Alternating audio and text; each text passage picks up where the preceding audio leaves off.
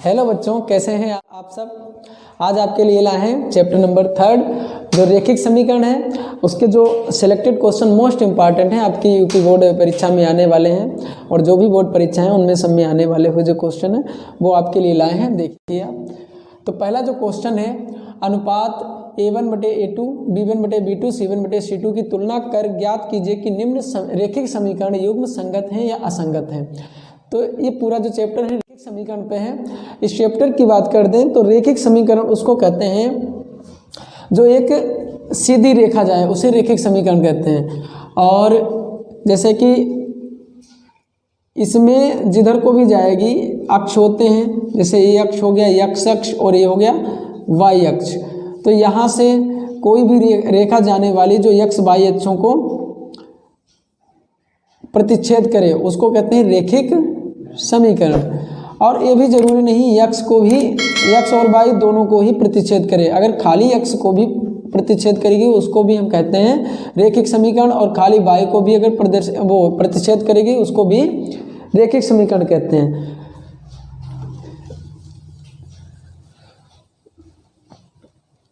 तो चलिए देखिए, पहला आज जो क्वेश्चन है, पहला लिया हमने 3x + 2y = 5 और 2x - 3y = 7। यहाँ पर दो रेखाएं हैं, दो रेखिक समीकरण हैं, इनकी हमें तुलना करके बताना है ये संगत हैं या असंगत। संगत उसको कहते हैं जिसमें इन दोनों समीकरणों से कोई ना कोई हल हो। तो यहाँ पर देख लीजिए, पहला अगर यहाँ पर x अक्ष है और ये y अक्ष है, अगर पहली लाइन इस प्रकार से जा रही है और दूसरी लाइन इसको कहीं न कहीं जाके प्रतिच्छेद करे, जैसे ये प्रतिच्छेदन बिंदु हो गया, इंटरसेक्ट पॉइंट इसको बोलेंगे। तो इंटरसेक्ट पॉइंट दोनों में कहीं ना कहीं पे होना चाहिए, तभी हम कहेंगे ये आपस में इनमें कोई हल है। अगर पहली रेखा कोई इस प्रकार से जा रही है और दूसरी इसके नीचे या इसके ऊपर समांतर जा रही है, तो ये देखने में ही लग रही है कहीं पर एक दूसरे को प्रतिच्छेद नहीं करेंगी। जब कोई भी कहीं भी बिंदु पर, किसी भी बिंदु पर प्रतिच्छेद नहीं करती हैं तो उनमें कोई हल नहीं होता है। तो यही कंडीशन आपको ध्यान रखनी है। अगर इस चैप्टर का थोड़ा सा इंट्रोडक्शन दें तो यहाँ पर तीन कंडीशन आती हैं। पहली कंडीशन ये होती है A1/A2 B1/B2 नॉट इक्वल, यानी कि A1/A2 और B1/B2 जब नॉट इक्वल हो तो इसका मतलब ये होता है x अक्ष और y अक्ष ये रेखाएं एक दूसरे को प्रतिच्छेद कर रही हैं। जैसे अगर ये लाइन ऐसे जा रही है तो दूसरी लाइन इसको ऐसे क्रॉस करेगी, तो इसको कहते हैं प्रतिच्छेद करना। अगर दूसरी कंडीशन x अक्ष ये है, y अक्ष ये है, दूसरी कंडीशन जो होती है बच्चों A1/A2 = B1/B2 but not equal C1/C2, not equal C1/C2। तो इसका मतलब होता है कि यहाँ पर x और y, A1 x का गुणांक होता है, B1 y का गुणांक होता है। इसी प्रकार से इस समीकरण में तो इन दोनों का अनुपात तो बराबर है, लेकिन C1/C2 का अनुपात बराबर नहीं है। तो इनको बोला जाता है समांतर रेखाएं। इसको बोलेंगे प्रतिच्छेदित रेखाएं,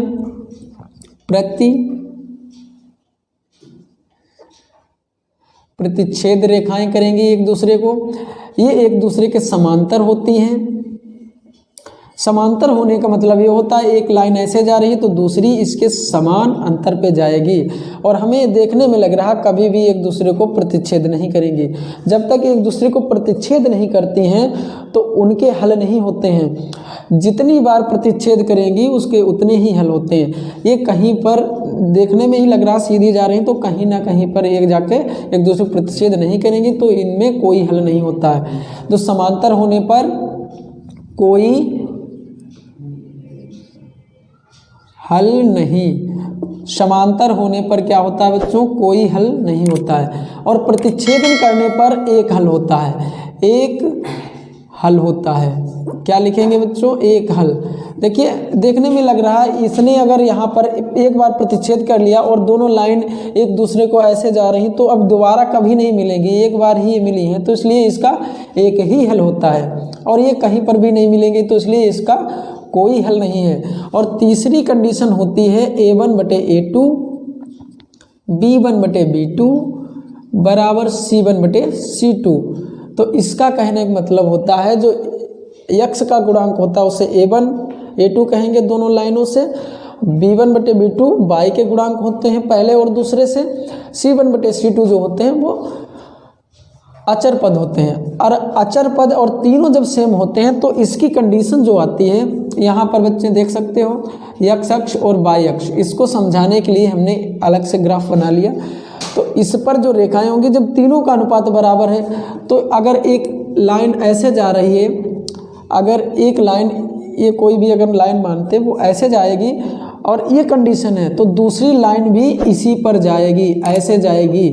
तो यहाँ पर देखने में लग रहा होगा जहाँ से स्टार्टिंग पॉइंट है और जहाँ तक जाएगी हर पॉइंट प्रत्येक पॉइंट पर एक दूसरे को प्रतिच्छेद करती हुई जा रही हैं। तो इसका कहने का मतलब ये होता है ये हर पॉइंट पर एक दूसरे को काट रही हैं, प्रतिच्छेद कर रही हैं, इसलिए इसमें अनेक हल होते हैं। और रेखाएं कैसी होती हैं? संपाती होती हैं। संपाती रेखाएं होंगी संपाती और अनेक हल होंगे, अनेक हल। तो आई होप यहाँ पर आप बच्चों समझ पा रहे होंगे किस प्रतिच्छेद कब करती हैं, समांतर कब होती हैं और अनेक हल होती हैं। और यहाँ पर संगत असंगत की बात हुई, जिसमें चाहे एक हल हो या अनेक हल हो, कोई ना कोई हल मिलता है वो कही जाती है संगत। तो इसमें हमें एक हल मिला तो पहली कंडीशन वाला जो होगा उसे संगत बोलते हैं, ये संगत रहेगा। इसमें कोई हल नहीं है तो ये असंगत होगा। क्या होगा? असंगत होगा, क्योंकि इसमें कोई हल नहीं। और इसमें तो अनेक हल हैं, अनंत हल हैं, एक से एक हल हो या कितने भी हल हो, कुल मिला के हल तो हैं, तो इसलिए ये भी संगत होगी। हमें हल मिलने चाहिए, जहाँ पर हल मिलेंगे वो हो जाएंगे संगत, जहाँ पर हल नहीं है वो असंगत होती है। तो आइए अब ये इंट्रोडक्शन हो गया इस लेसन का। अब इस पे देखते हैं कि सवाल कैसे लगते हैं।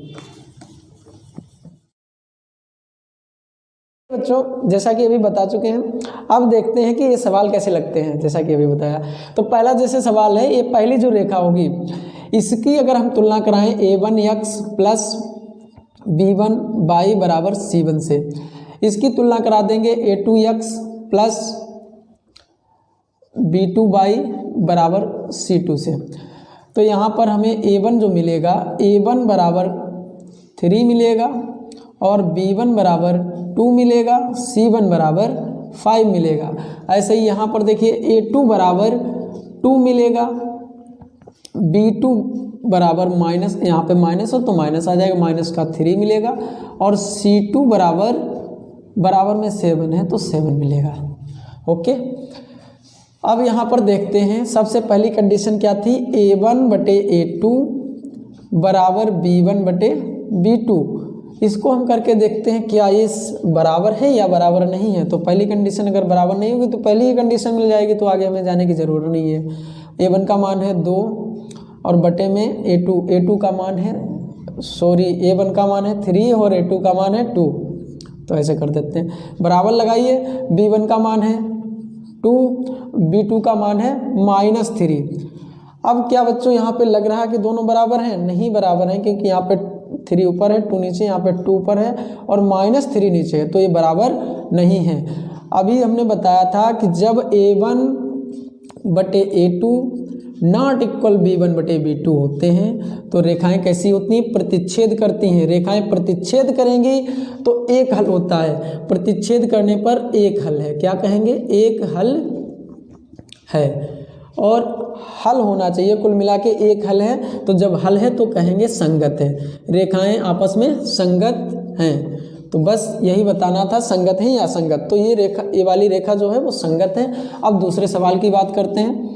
तो दूसरे सवाल में थोड़ा सा इधर देखते हैं, इसकी अगर तुलना करा दें, इसी से तुलना करा देंगे तो डायरेक्ट मान लिखे दे रहे हैं। जैसे यहाँ पर A1 बराबर 2 हो जाएगा, B1 बराबर -3 हो जाएगा और C1 बराबर 7 हो जाएगा।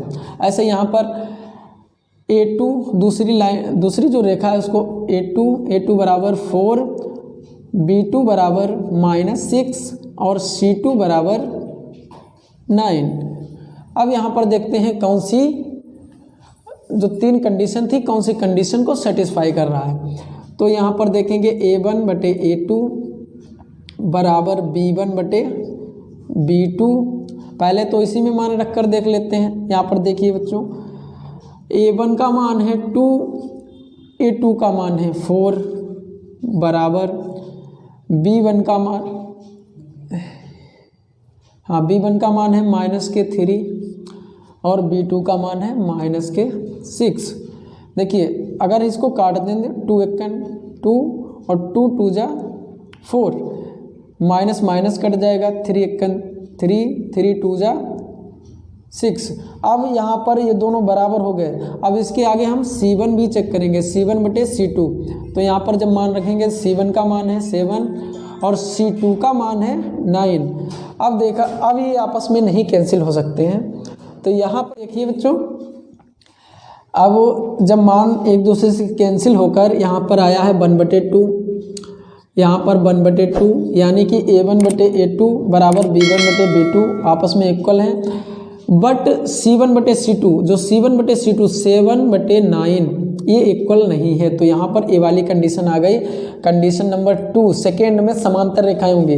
अब जब समांतर रेखाएं होती हैं तो समांतर एक दूसरे के समांतर, एक जैसे ये जा रही दूसरी इसी के समांतर जाएगी, कभी एक दूसरे को प्रतिच्छेद नहीं करेगी। जब कभी एक दूसरे को प्रतिच्छेद नहीं करेगी तो उसके कोई हल नहीं होते हैं।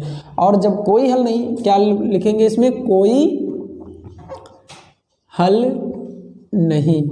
जब कोई हल नहीं है तो रेखाएं कैसी होंगी, असंगत। असंगत रेखाएं असंगत हैं। तो इस प्रकार से संगत असंगत वाले जितने कोई भी सवाल हो आप कर सकते हैं और अच्छे से करके आएंगे।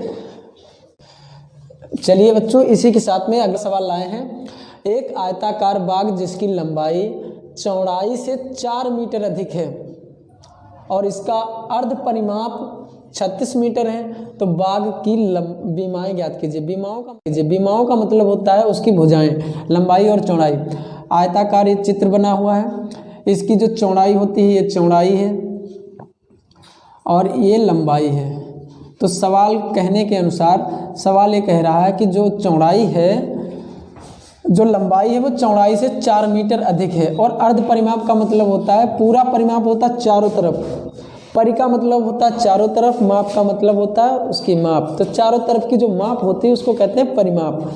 लेकिन यहाँ पर लिखा है बच्चों, ध्यान से देखिए, अर्ध परिमाप लिखा। तो अर्ध परिमाप का मतलब होता है आधा परिमाप, चारों तरफ का आधा, आधी लंबाई। तो इतनी सी, जितना ये होगा उतना ही बचा हुआ है। तो ये लंबाई दी गई, इसमें देखो चौड़ाई और लंबाई प्लस हुई है। तो अर्ध परिमाप बराबर आयत का अर्ध परिमाप का सूत्र होता है अर्ध परिमाप बराबर लंबाई प्लस चौड़ाई। ठीक है। और यहाँ पर प्रश्न के अनुसार चलेंगे तो लिखें, सबसे पहले मान लेंगे, माना, बच्चे कैसे लिखोगे, लिखोगे माना आयत की चौड़ाई, हमेशा छोटी चीज मानते हैं। तो चौड़ाई छोटी है तो माना आयत की चौड़ाई बराबर x। अब प्रश्नानुसार प्रश्न क्या कहता है, प्रश्न कहता है इसकी जो लंबाई होगी वो चौड़ाई से 4 अधिक है, तो x प्लस हमने 4 कर दिया। इसको अगर हम x मानेंगे तो इसे क्या मानेंगे, x प्लस 4 मानेंगे। तो ये चौड़ाई हो गई, लंबाई और चौड़ाई हो गई। अब ये जो फार्मूला है इसमें मान डाल देंगे, अर्ध परिमाप दिया गया है। तो लंबाई कितनी है, लंबाई है x प्लस 4 प्लस चौड़ाई कितनी है, खाली x जो मानी है चौड़ाई को, बराबर अर्ध परिमाप जो इधर लिखा है वो मान डाल दिया जाएगा। अर्ध परिमाप है 36, तो 36। अब देखिए यहाँ पे जोड़ेंगे x 2x हो जाएगा बराबर 36 हो जाएगा। 4 इधर आएगा तो माइनस का 4 कर दोगे तो 2x बराबर हो जाएगा 36 से 4 जाएंगे, कितने बचेंगे 32, 2 से अगर काट दिया जाए तो कितना आएगा 16। तो x बराबर 16। x क्या माना था चौड़ाई है, तो चौड़ाई आ गई, आयत की चौड़ाई आ गई 16। लंबाई क्या हो जाएगी, लंबाई माना था x प्लस 4, तो x का मान है 16, 16 में 4 जब प्लस कर दोगे आंसर हो जाएगा 20 मीटर। तो लंबाई हो गई 20 मीटर, चौड़ाई हो गई 16 मीटर। तो इस प्रकार से इस सवाल की बीमाएँ, चौड़ाई हो गई 16 और लंबाई हो गई 20 मीटर, बीमाएँ निकल आई हैं। चलिए बच्चे, इसी के साथ में एक नया सवाल लाए हैं, जो सवाल है 2x plus 3y equal to 11 and 2x minus के 4y इक्वल टू -24 को हल कीजिए और इसमें यम का वह मान ज्ञात कीजिए जो y बराबर यम एक्स प्लस 3 को सेटिस्फाई कर रहा हो। तो यहाँ पर यम का मान बताएंगे। तो सबसे पहले क्या किया, इसको हमने समीकरण 1 मान लिया, यहाँ पे लिख दिया है 2x प्लस 3y बराबर 11, और इसको 2x minus 4y equal to minus के 24 इक्वेशन सेकेंड, इन दोनों को आपस में हल करेंगे। और हल करने के लिए कोई भी विधि लगा सकते हो, आप जो आसान लगे उससे लगा सकते हैं। देखिए हमें तो यहाँ पर विलोपन विधि सबसे अच्छी लग रही है, तो विलोपन विधि लगाएंगे। क्या करेंगे, समीकरण 1 से समीकरण 2 को माइनस कर दोगे, समीकरण 1 माइनस 2। तो समीकरण 1 क्या है, 2x माइनस के 3y बराबर 11, और समीकरण 2 क्या है, 2x माइनस के, यहाँ पे प्लस है sorry, 4y equal to minus के 24। अब माइनस कर रहे हैं, तो माइनस करने का मतलब है सारे चिन्ह माइनस बदल जाएंगे, ये प्लस होता माइनस हो जाएगा, माइनस वाला प्लस हो गया, ये प्लस हो जाएगा। 2x से 2x कैंसिल हो गया, 3y और प्लस का 4y, तो ये दोनों जुड़ जाएंगे, 7y हो जाएगा, इक्वल में ये भी प्लस का ये भी प्लस का, जुड़कर कितना हो जाएगा 35 हो जाएगा। 7 से कैंसिल करोगे तो 5 बार जाएगा, तो y बराबर कितना आंसर आ गया 5 आ गया। तो हमने हल करने पे y का मान निकल आया। अब y का मान समीकरण 1 और 2 में किसी में रखकर x का मान निकाल लोगे। तो क्या करने वाले हैं, y का मान समीकरण 1 में रखने पर इतनी सी लाइन यहाँ पर लिख देना। तो जब 1 में रखेंगे तो यहाँ पर देखिए 2x ऐसे रहेगा प्लस 3 इंटू में y का मान क्या है 5, तो 5 लिखना है यहाँ पर, y मत लिखना, बराबर 11। तो 2x इक्वल टू 11 और ये हो जाएगा 3 5 जा 15, 15 जब उधर जाएगा तो माइनस का 15 हो जाएगा, और माइनस करने पर कितना आएगा 2x माइनस का 4 आएगा, और जब इसको कैंसिल करेंगे तो माइनस का 2 आएगा। तो यहाँ से कह सकते हैं x का मान -2। तो यहाँ से हमने x बराबर -2 आया है और y बराबर 5 आया है।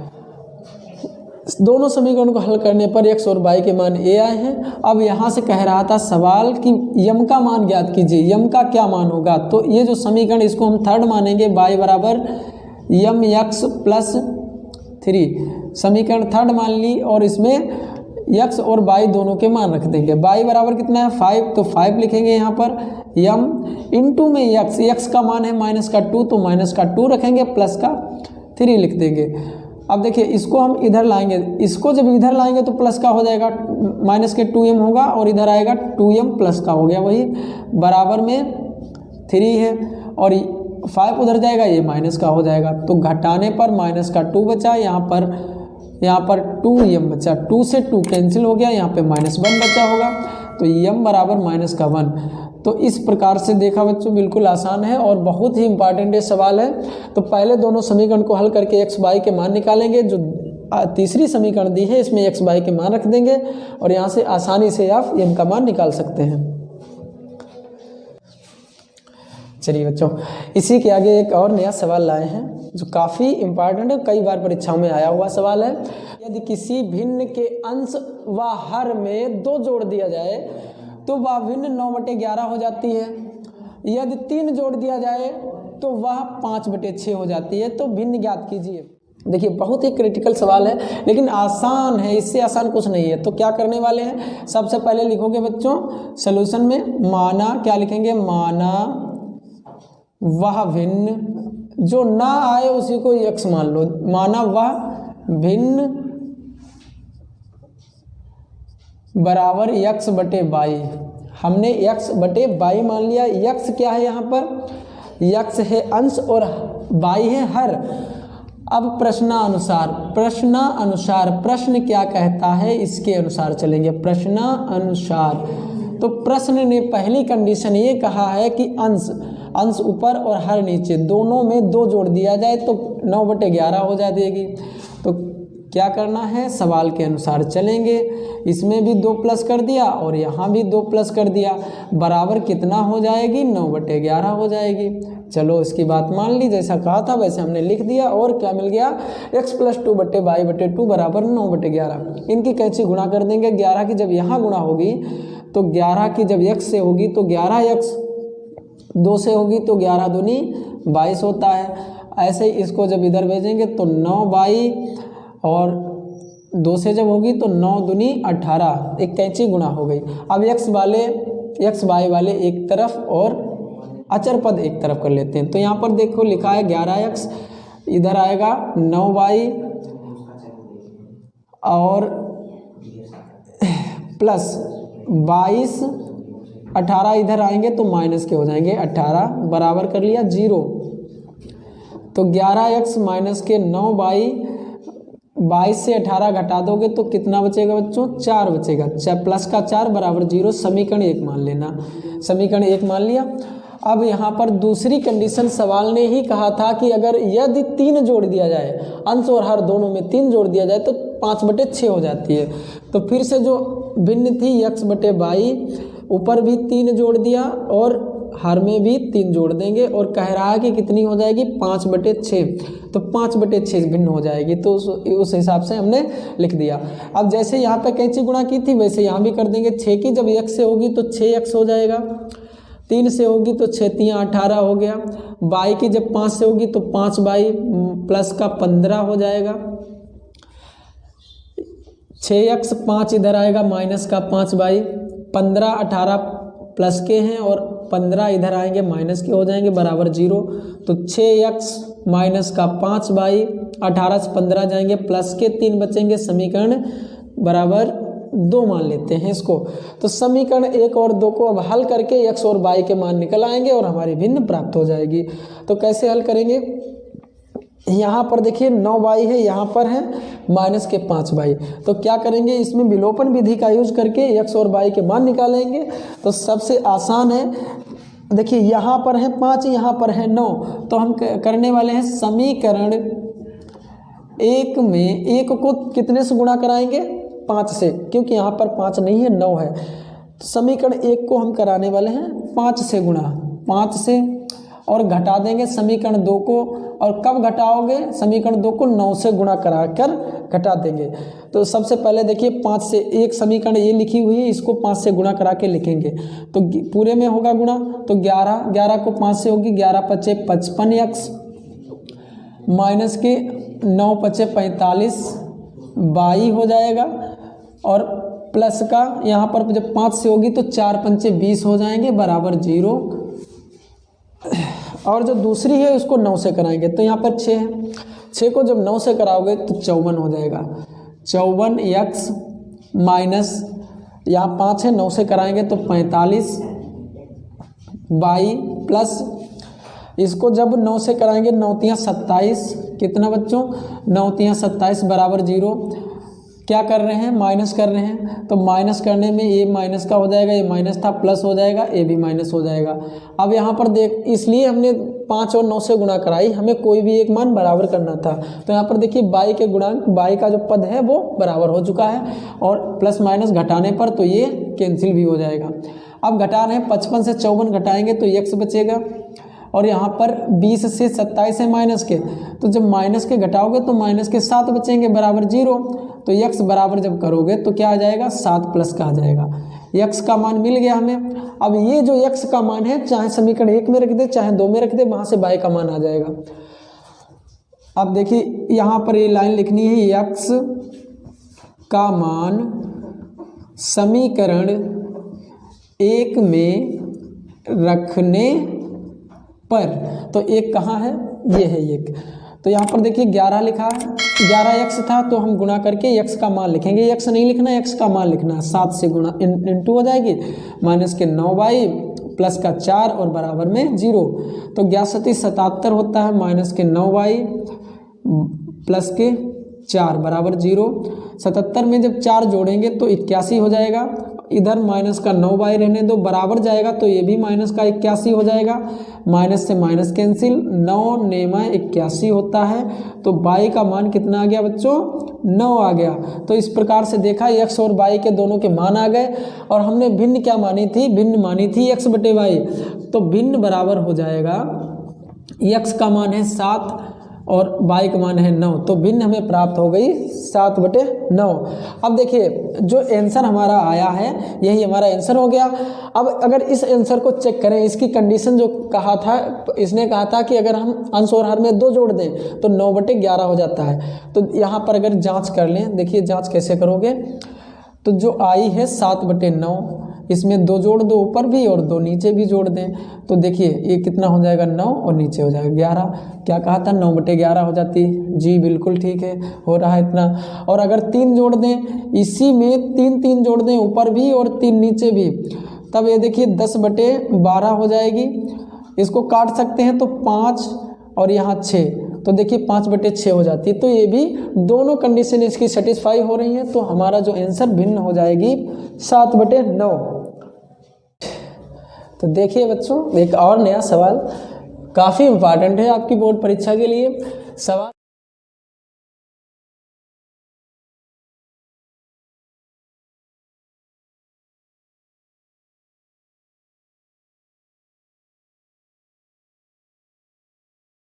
कह रहा है कि मान के चलिए अगर ये धार जा रही है 20 किलोमीटर तैर सकती है और धारा के प्रतिकूल अगर जो 2 घंटे ऋतु जो है ये ऋतु है, उसकी स्थिर ऋतु अगर धार इधर को जा रही है प्रतिकूल तैरेगी, तो प्रतिकूल जब तैरेगी तो धारा उसका विरोध करेगी, धारा विरोध करेगी वो तो कम तैर पाएगी। और अगर ये घूम जाए इस साइड में तैरेगी ऋतु भी, तो ये सपोर्ट में जाएगी धारा, और सपोर्ट में जाएगी तो इसकी जो खुद की तैरने की स्पीड होगी उसमें गति होगी, उसमें प्लस हो जाएगी ये भी धारा। तो इसके लिए जब अनुकूल, ध्यान रखना बच्चों, अगर अनुकूल हो, अनुकूल में प्लस याद रखना और प्रतिकूल में माइनस होता है, क्योंकि वो धारा उसका विरोध करेगी।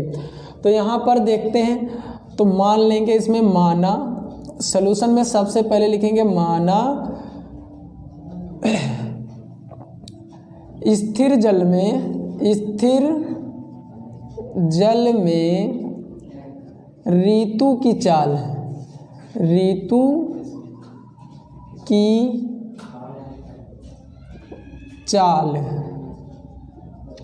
बराबर x किलोमीटर प्रति घंटा, किलोमीटर प्रति घंटा ही करनी है। और धारा की चाल, धारा की चाल मानेंगे y किलोमीटर प्रति घंटा। और यहाँ पर यह भी ध्यान रखना, ऋतु प्रतिकूल में तैरने के बाद में कुछ तो तैरती है, तो इसका मतलब ऋतु की जो चाल होगी वो धारा से अधिक है, ये भी ध्यान रखना। तो अब देखिए, जब जैसा कि बताया कि अनुकूल जाएगी, सबसे पहले है अनुकूल जाने पर 20 किलोमीटर 2 घंटे में तैर सकती है। तो अनुकूल जाने पर प्लस लेना है, तो हमें दोनों की चालों को प्लस कर देना, क्योंकि जब अनुकूल जिधर धार जा रही है, जिधर धार जाएगी उधर ही ऋतु जब तैरेगी तो धार भी उसका सपोर्ट करेगी, तो दोनों की चालें जो होती प्लस हो जाती हैं। तो x प्लस y बराबर क्या लिखोगे? कितनी दूरी चलती है?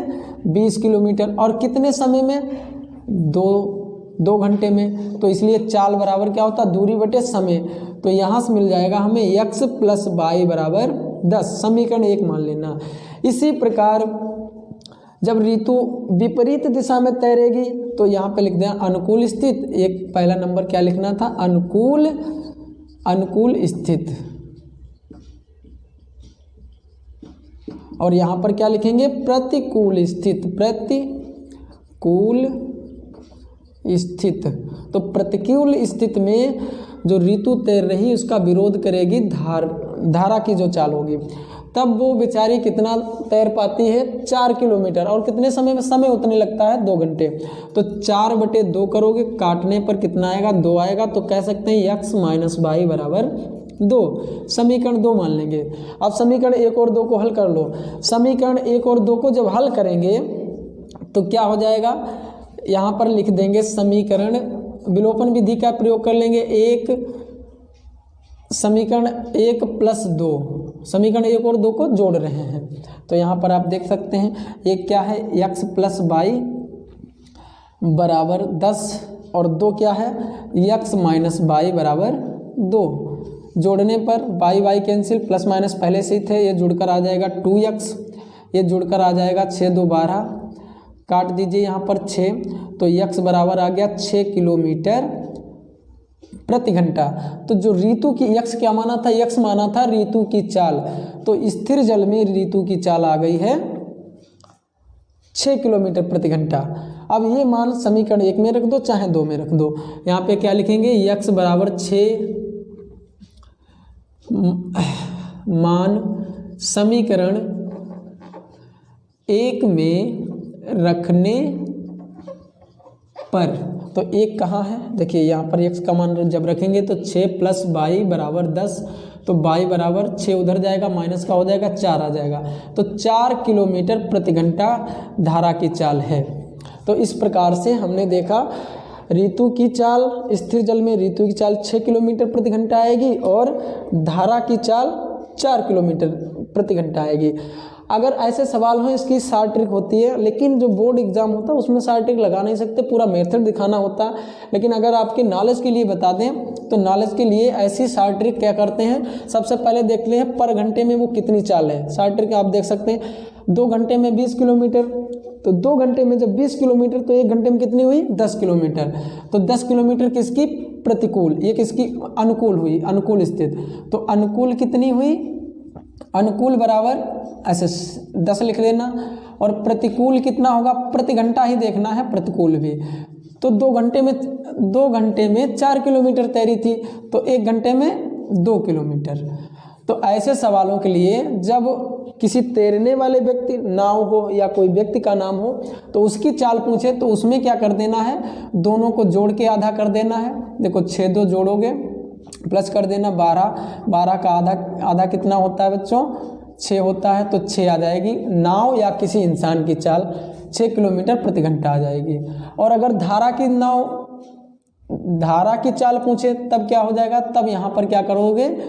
अनुकूल माइनस प्रतिकूल और बटे में 2, दोनों घटा दोगे 8 आएगा, बटे में जब 2 करोगे तो 4 आ जाएगा। तो आसान से देखिए दोनों आंसर सेम मिल रहे हैं। तो ये शॉर्ट ट्रिक होती है, आप ऐसे भी कर सकते थे, लेकिन बोर्ड एग्जाम में हमें ऐसा करने की ज़रूरत नहीं होती, क्योंकि पूरा दिखाना पड़ता, मेथड बताना पड़ता। तो इसलिए हमें ये मेथड यूज़ करना है, ये नहीं यूज़ करना।